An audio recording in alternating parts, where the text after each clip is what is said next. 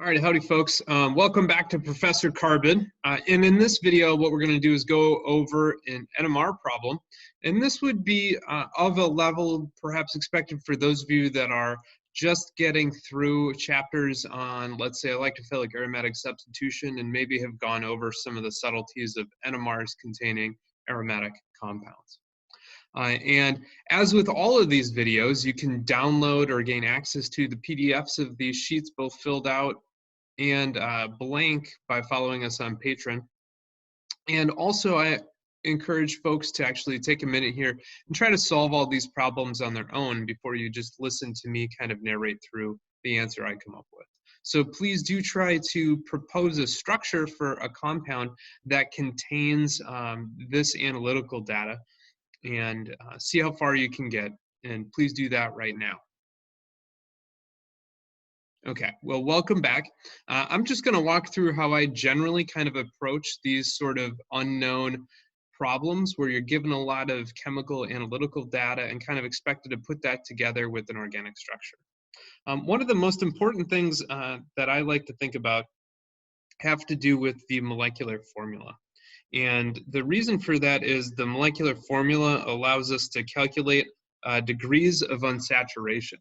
And degrees of unsaturation are critically important to figuring out how many double bonds or rings a molecule contains. And I can never remember the equation for degrees of unsaturation, so I was just kind of derive it. And if I know how it's supposed to be used and kind of what it represents and what normal should be, then I can pretty much derive it on the fly without having to remember stuff, which I always think is good because on an exam, you know, it's really easy to get stressed out and then forget a little bit of a detail with the formula, and then you come up with the wrong answer. So degrees of unsaturation are just a way of figuring out how many hydrogens a molecule should have. And so in methane, of course, there are 4 hydrogens, and so that is one point of reference. But I'm going to encourage you to think instead about any N-alkane, much longer chain. And methane then would have N equal to 1, but we could imagine N being really any value. And in your saturated hydrocarbon backbone then, you would have CH2s, and then you need a bonus H on both sides to kind of cap or end the chain. And so this leads to the general formula that a saturated hydrocarbon has 2N plus 2 H's. And the reason for that, again, is that you have the CH2 in the middle, and then the ends of the chain each need an extra H. And so that's kind of our saturated formula. Then you need to figure out that oxygens have no difference. Cl or bromine or a different halogen, those basically take the place of a hydrogen atom, so we want to include them. Nitrogen is the weird one. And the way I always think about it is, you know, if I have methylamine,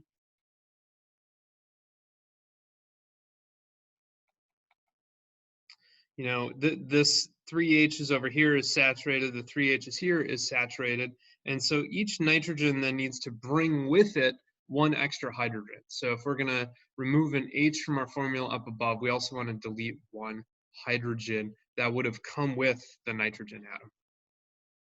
Okay, so then 1/2 the missing hydrogens is our degrees of unsaturation. And so to put that a different way, if we have ethylene,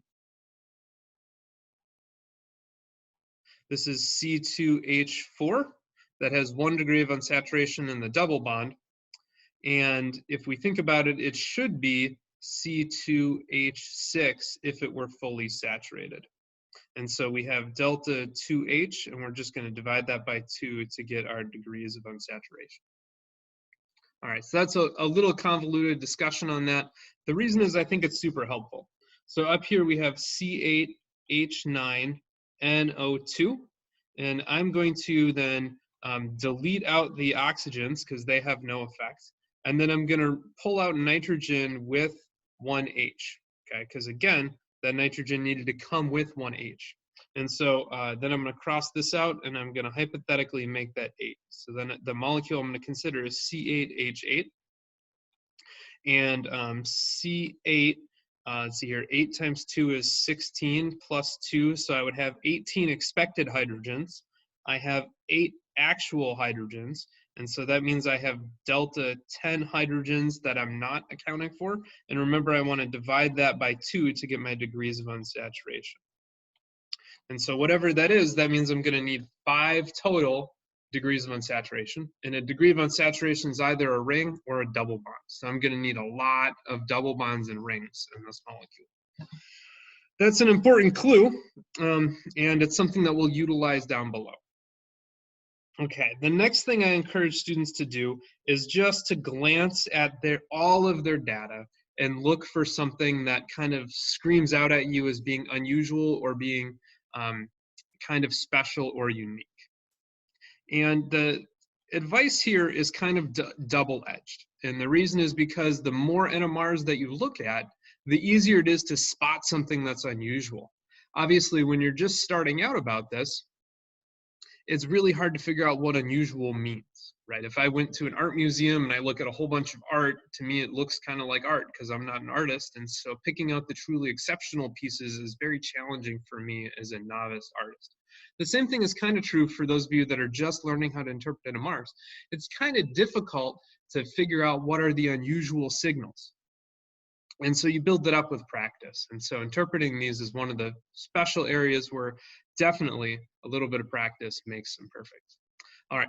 Nevertheless, we can pull out some key info here. And we have a nice table over here of the data. And at least in, today, what we often do when we go to publish molecules is we give you the tabulated data.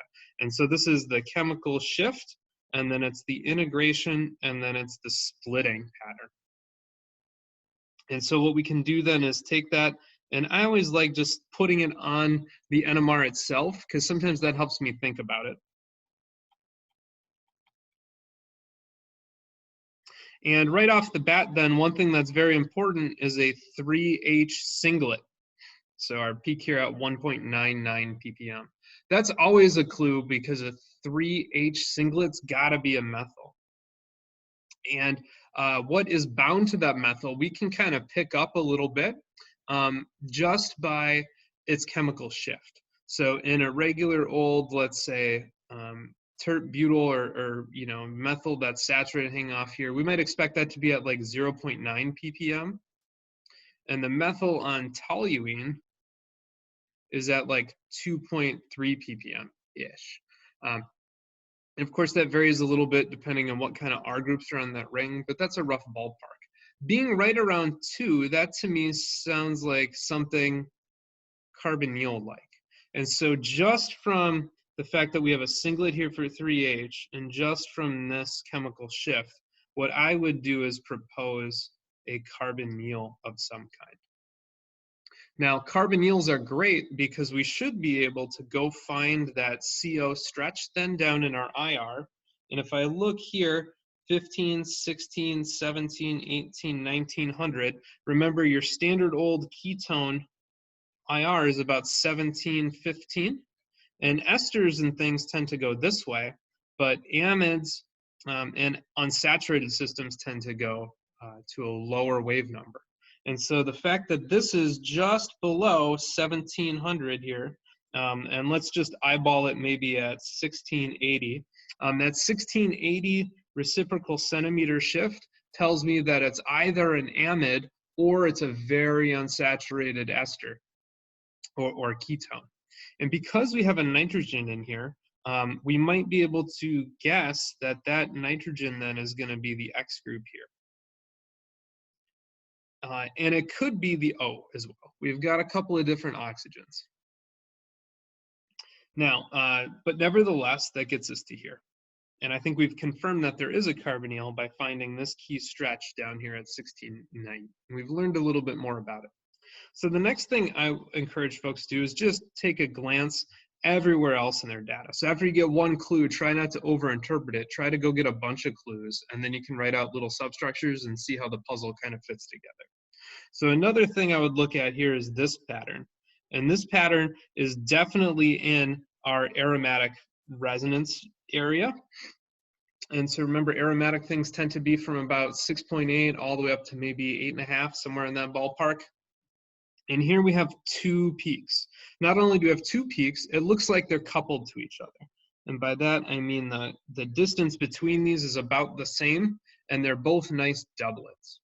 And there's what I call the 0th rule of NMR. This is just my own thing I tell students, but it tends to be work out. And the 0th rule of NMR, as I tell it, is that if you're coupled to me, then I'm coupled to you, and we're coupled to each other the same. And so that means if one peak is a doublet and it's coupled to something, that something else has to be a doublet, and that space between the peaks has to be the same. Now, in terms of actual chemical literature, we call that distance between those peaks the coupling constant, and it's given with the symbol J, italicized value, and it's given in X hertz as units. And don't get too caught up on this, because this isn't really the useful part to you. The useful part to you is to know what the normal space is, and then to be able to recognize really big couplings, and then to be able to recognize really small couplings. Okay, and so this to me looks like a normal 7 to 8 hertz coupling. And that's pretty standard for orthohydrogens. And if we have an aromatic ring that has, let's say, an X group here and a Y group here, then we have symmetric hydrogens here and symmetric hydrogens here, because we can draw a dotted line right down the middle. And that would give us this 2H pattern.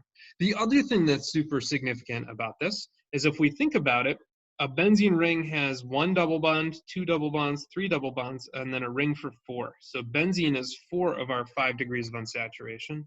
And the 5th one here is this carbonyl. So that's 1 degree of unsaturation. So with that, we've actually aced now all 5 of our degrees of unsaturation. Now the critical thing is to figure out what X and Y are, and figure out which one is this one over here as well. Maybe we'll make that Z. So now we have X, Y here, and Z. So the other thing you can now do is go back and figure out what you're not accounting for in your structure. So here, if I just count from this methyl, I've got 1, 2, 3, 4, 5, 6, 7, 8. That's good. So all of our carbons are accounted for. Then we can start accounting for all of our hydrogens, and I've got 3, 4, 5, 6, 7. And that's a problem because my actual formula here has 9. And so the missing 2 H's are over here. And being down past, 9 ppms, 9.5 ppms, that gives us another big clue. And these are most likely either NHs or OHs. And not only that, they're probably hydrogen bound. And I often tell students to push off as long as possible interpreting OHs and NHs because they tend to move around.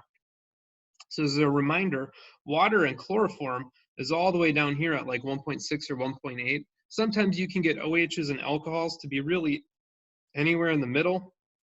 Sometimes amides are over here. If you put them in the right solvents, though, that are hydrogen bond acceptors, so things like DMSO, or if they have strong intra or intermolecular hydrogen bonds, they'll move down that way. The nebulous thing, though, is if we think about it, that OH really can be anywhere along this whole continuum, depending on what kind of functional group it is. And so it's really difficult to interpret an OH or an NH. But if we think we got them out here, then we can go look at the IR, and sure enough, we've got some bonus peaks out here past 3,000, and that likely tells us that we've got some NHs and OHs as well. So we can put 1 OH, and then we can have 1 NH.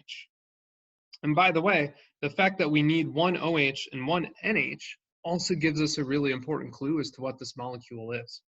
And so then, because N is the only one that can have 2 groups on it, so we can't connect an OH to this carbonyl and then connect it to this aromatic ring. And so what that means is that our correct structure has to look like this.